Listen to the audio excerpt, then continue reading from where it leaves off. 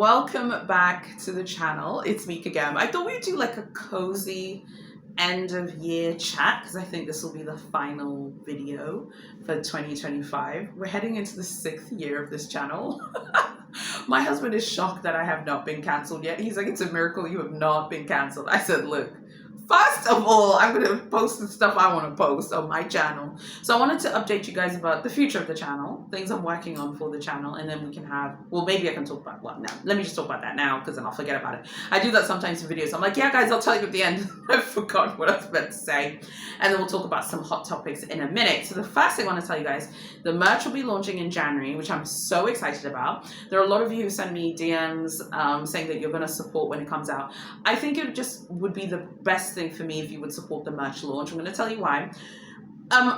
With content creation, there's I think if you support the merch launch, I think first of all, to me, the way it would be received to me is like a token that you guys enjoy what I'm doing. I'm not comfortable with the idea of memberships. I'm not comfortable with the idea of that.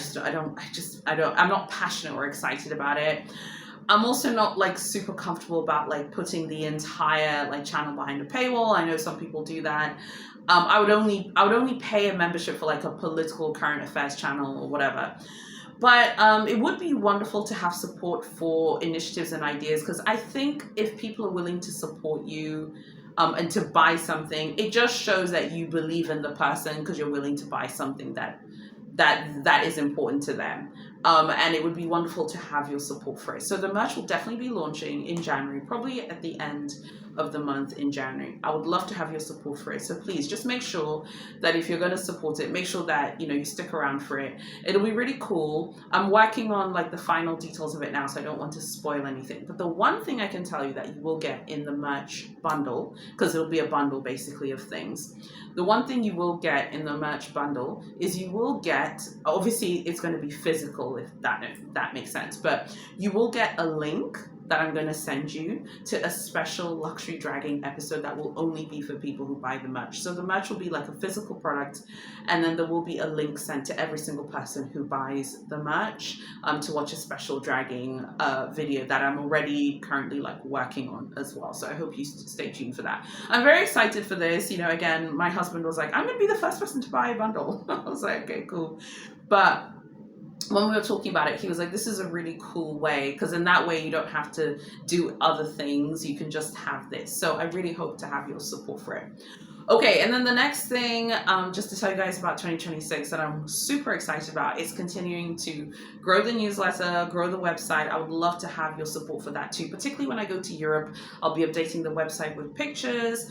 I'll definitely be updating like the newsletter. I had this idea to send like travel email newsletters. I actually experimented with this in December a few weeks ago. I was actually in Nairobi in Kenya.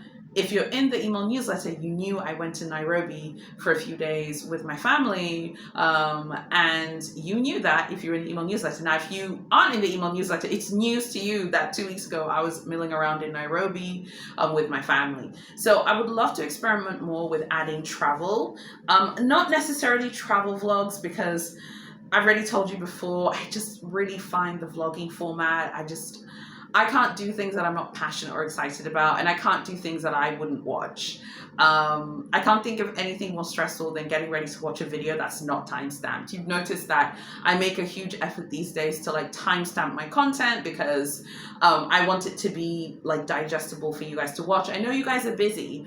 Some Glamazons have told me that they come to watch my videos maybe after work, or they'll watch a specific part and then they'll watch another part later. That's easier with time stamping. So I'm probably not going to be travel vlogs, because I will film travel videos when I go to Europe, but I just can't. I would love to feature more travel, but I think travel for me, I digest travel content better with like pictures and the written word.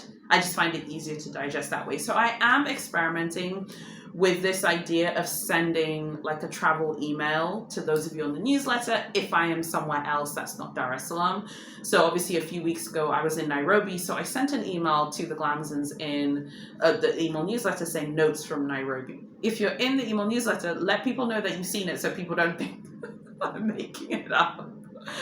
Okay, so we'll continue on with content in the new year. I am, here I will be posting. I won't be disappearing, promise. Now let's talk about some, some general hot topics. There are a few things I wanted to chat to you guys about. First of all, I think just like this year, the growth of the luxury dragging videos has been incredible. My husband was like, why have they touched a nerve? Like, why have these videos touched a nerve so much? I think that they've touched a nerve because I think across cultures, beliefs, languages, creeds, luxury as a shopping experiences have so many synergies. People get dragged in different parts of the world and people are mistreated in different parts of the world, and it is really, really funny. I think it's also super interesting. I think that that's why they have done really well. So I'd love to know why you enjoy watching the dragging videos. Like, why do you like them? I love them. I love reading the reviews. Okay, the next thing that I wanted to talk about in this sort of end of year cozy chat video is, I think, the influencers who are moving away from luxury and all of this stuff. Like, I am convinced that people like sort of attacking luxury and attacking premium brands in order to feel superior and feel better than other people because they can't control their lives as much as they want. I don't really understand the point. And also, I really don't get the point of announcing that you're no longer going to be going to a brand, or announcing that you're I don't know. To me, it kind of, this whole like I'm leaving Lux thing, it kind of feels like I'm calling the police. Like, those are the vibes that I get from a lot of content creators, and a lot of content creators this year have been going with this, like, I'm leaving luxury, I'm no longer shopping here, I'm no longer shopping there. You saw my reaction to the situation at the Row with that influencer drama as well. Again, I don't know if it's necessary to like make an announcement, kind of like, Duchess Meghan or Prince Harry. I don't know if you need to make an announcement as if you're like a royal or something, but I guess influencers have a lot of, support, and people want to know how they feel about things. I'm not saying that anyone cares what I think. I just feel like all of the content creators who are against luxury, why are they doing this now? You doing this now because you feel like you can't spend as much as you used to be able to spend? Or are you doing this because you think it's profitable to go against luxury? I think the thing that I remember, just as a quick side note here, I remember a few months ago seeing a video from a content creator who was like, I'm done with shopping, I'm done with Lux. And then a few months later, the content creator is like posting luxury hauls. I'm like, remember when you said you were done with Lux, and then that's why I always tell you guys on this channel, I want to be I'm 39, I'm an adult person with bills, with a life. I don't want to say something and then have to go back on my word and you guys be like, hey, you said that.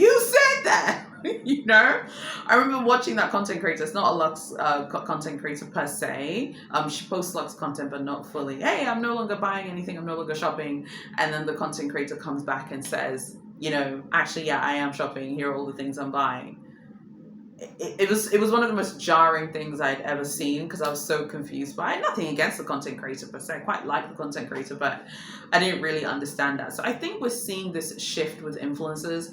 No, influencing isn't dead, luxury isn't dead, and so on and so forth. And it's a lot of the people who have these commentary channels, they make good money from like being commentators about things that are happening. They make good money from it, so it serves their purpose to be so like to take a stand on something which it seems a little bit over the top. It serves them because they make money from it. It's kind of like the discussions about London. People always talk about London, or London's violence, London's dangerous, London this, London that. So you see this on social media all the time, particularly London. London has been singled out, and I guess I'm like proper triggered because I just love London. I think London is just awesome to me. I can't believe anyone who has anything crazy to say about London, you're going to get dragged in these comments. You see this all the time with a lot of luxury content creators. A lot of luxury content creators are painting this image of London being this really dangerous place and this and this and this. But actually, if you look at the statistics, like the mayor of London said, knife crime in London is down and crime rates as a whole in London have gone down. There are things like the pickpocketing and those thefts. They do happen, of course, but those happen anywhere and everywhere. So this whole thing of London being this really dangerous place and you can't go there, it's just not true.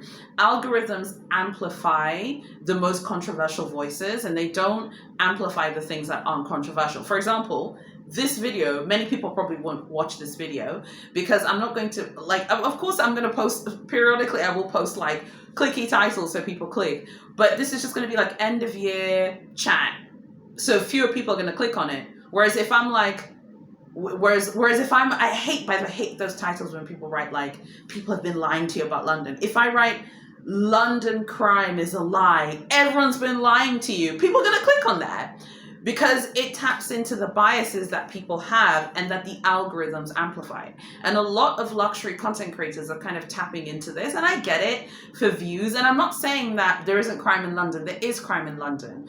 But if you actually look at the statistics, the statistics don't match the algorithm. The algorithms over-promote controversial views, but knife crime in London is down, general crime is down in London, generally speaking, as of 2025, as per the stats. So I think it's really important. I think it would be better that luxury fashion content creators don't tap into things. If I'm honest, a lot of the discussion about London being really dangerous is rooted in anti-migrant sentiments that a certain part of the political world harbor, and they use this idea of London being dangerous in order to attack migrants and to attack people who are not Westerners. So one must be very careful about these things because there is like a subtext there that I think is actually missing. Because if someone's like, oh my God, London's so dangerous, London's overcrowded, everyone's stealing Rolexes and Birkins from London. Yeah, things do happen, but they happen in New York, they happen in Paris, they happen in Milan, they happen everywhere. You know, and I think that's something which I found really irritating about the whole London thing. Now, granted, to my British babes, yes, I know I don't live in London at the moment, but I have to say, 2023, my husband was shocked at how safe he felt in London. If I'm keeping it Gucci, he was like, this is the safest I felt. And we were walking everywhere. I remember one day he left Louis Vuitton with shopping bags and he walked back to the hotel with his Louis Vuitton shopping bags. No one nicked him. No one did anything to him. And he had branded shopping bags. If London is so dangerous, how is someone walking back to the hotel and everything's fine? Again, that's one experience I know, but I'm just putting it out there. I think influencers need to do a better job of being a little bit more responsible in the way they report content. It is much easier to post, London is the dangerous capital for luxury shoppers. Every single person who likes luxury will be frightened to come to London and go to Harrods because they're terrified they're going to get mugged. But actually, when you look at the statistics don't actually support that. You know, so I think it's just super important for us to just kind of keep that in mind. That's something which I find really frustrating about a lot of content creators who have a massive platform. And I get it, like trying to get views and trying to get a lot of attention and stuff like that. I understand that that is part of the game because you want to have people to watch your videos. Like I said, very few people probably watch this video, but I just find it to be really irresponsible. I don't talk about it often, but this is he's almost going to be a year in January, my son. Sinai, that's his name. And yeah, it's been an interesting experience. It's been so fulfilling and rewarding. I'm so happy about it and I'm so excited about it every day. But I have to say, the toll childbirth took on my body, I think it's just been a lot for me to digest. Just remembering that day going into labor, I remembered like that feeling. I remember one of the midwives. I think that they had like a strategy. In our culture in Tanzania, men are not allowed to watch the birth, you giving birth.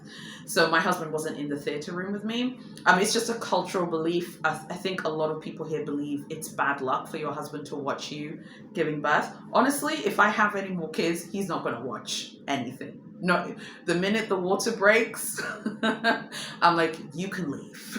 Okay. I remember one of the midwives, she was kind of like the bad cop. Like she was nice, nasty to me. We talked about it. We talked about the nice nastiness. She was very nice, nasty to me. She's like, why aren't you pushing? You're not pushing. They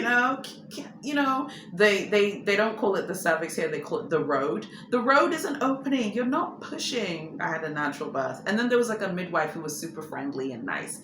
But I think childbirth it took a massive toll on my body. I was delusional about how long it would take to heal my body.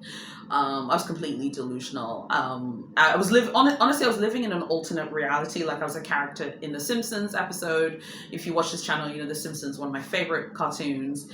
I was like Marge, but in an alternate reality on another planet. I thought I would be healed in 3 months. I could honestly say, as of now, December, I'm like 85% back to normal. There's still that 15% physically that's not there.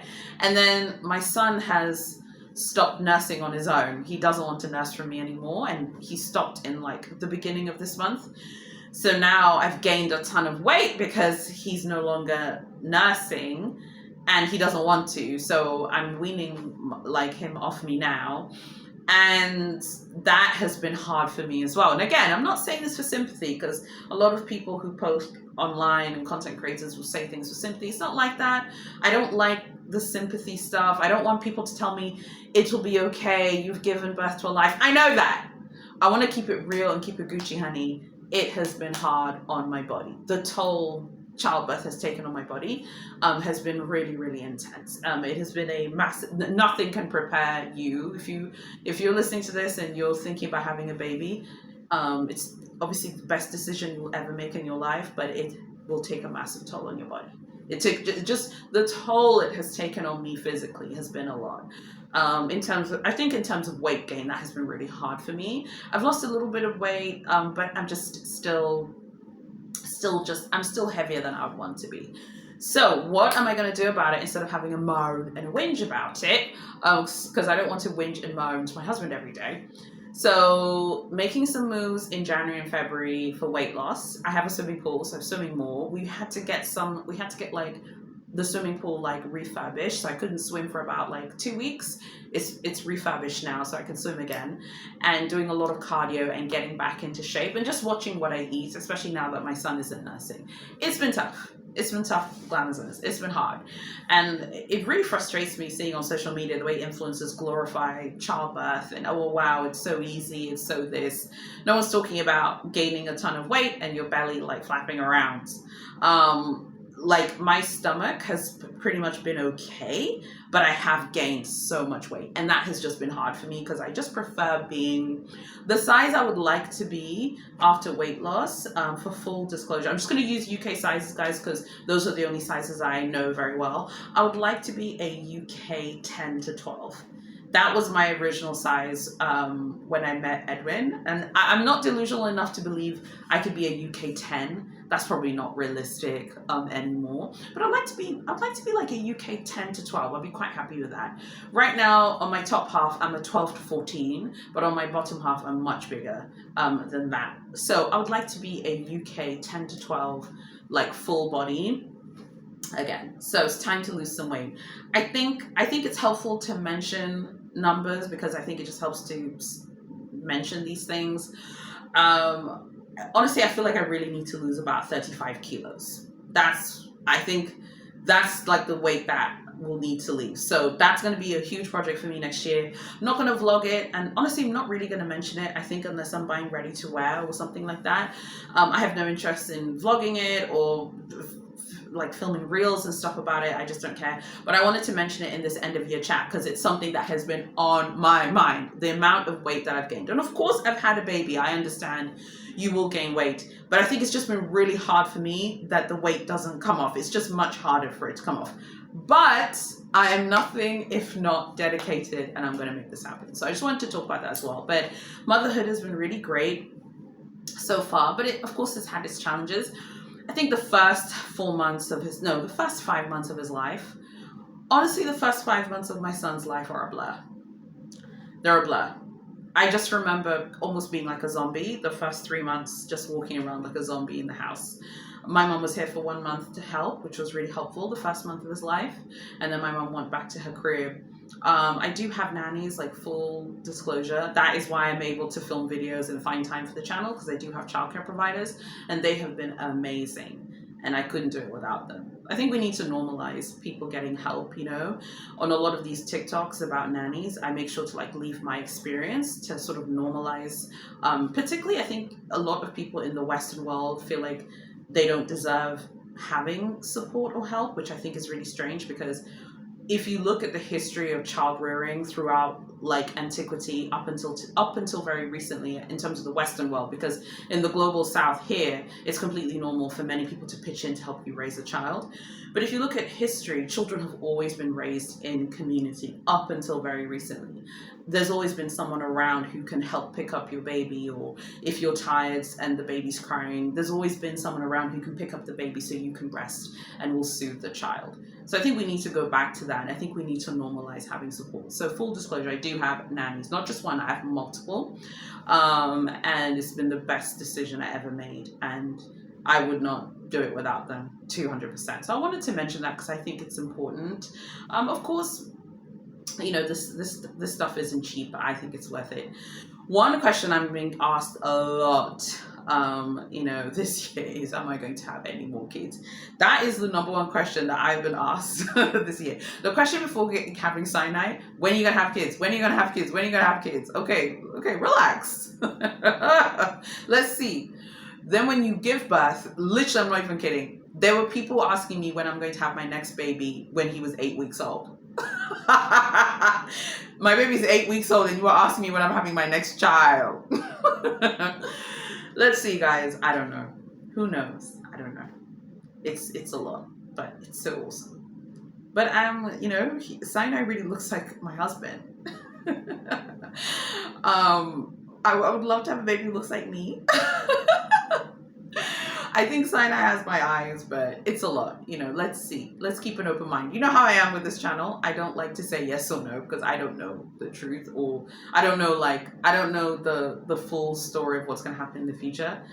I don't know. Let's see. Maybe I'll just have one child. Maybe I'll have more. Just keep an open mind.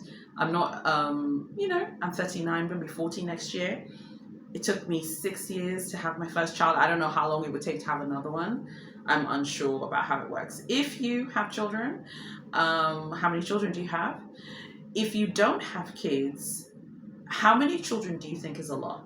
Because I would love to hear the opinion of people who don't have kids and people who have kids. If you have kids, how many kids do you have? Drop a comment below. If you don't have kids, how many kids is a lot to you? I'm one of 5, by the way. Let me know. Okay, guys, so that was the quick chat, end of year chat. So I'll see you guys in 2026. Just want to say massive thanks to everyone who's been supporting this channel. Honestly, I didn't know when I came back posting if people still gonna be interested in me and this page. I'm glad to see that many of you have turned up this year. I'm very grateful for the support. Thank you so much for watching. God bless you all. I'll see you in 2026. In my next video. I'm out.